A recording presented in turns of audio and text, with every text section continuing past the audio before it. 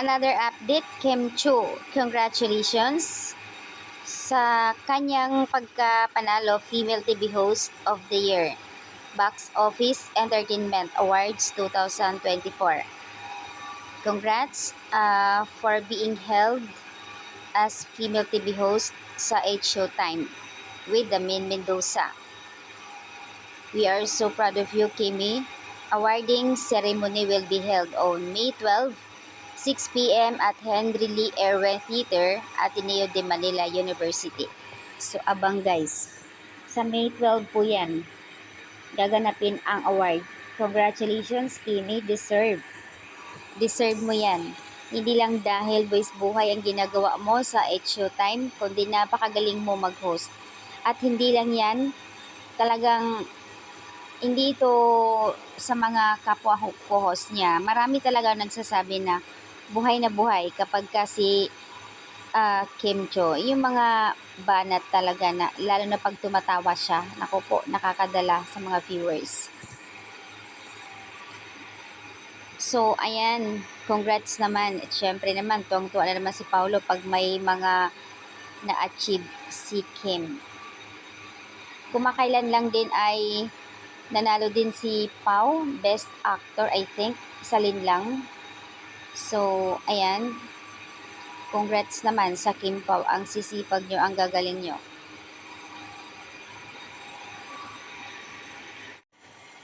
So, ayun na nga ang reaksyon ng mga netizens sa episode 23 ng WWSK kung saan ay nagluto ang mag-asawa.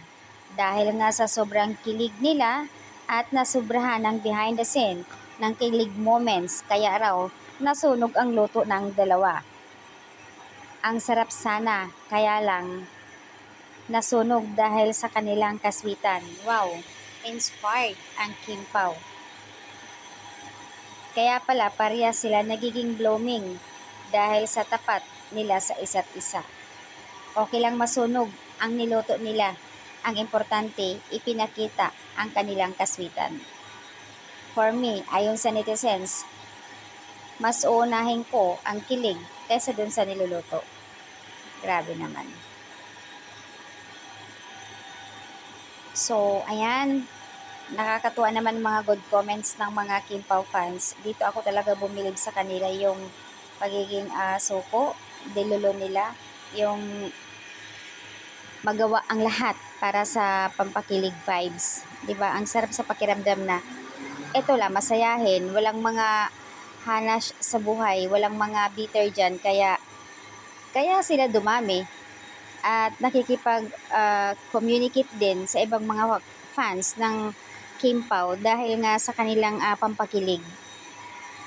Kaya nga salute dito si Paolo Avellino eh. Ang totoo kasi sa interview niya noon na parang na-toxic siya sa love team. Sa unang love team niya. Kaya ang gusto niya na magkakaroon ng movie o series na walang love team, okay lang sa kanya. Pero nung sila na ni Kim nag-love team, na parang gusto na niya eh.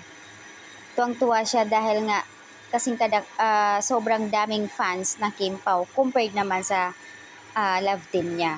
Kaya dito na parang nawala sa kanya na binitawan niya noon, butong-buto siya dito sa mga Kim Pao fans. Grabe, ang gagaling talaga nila.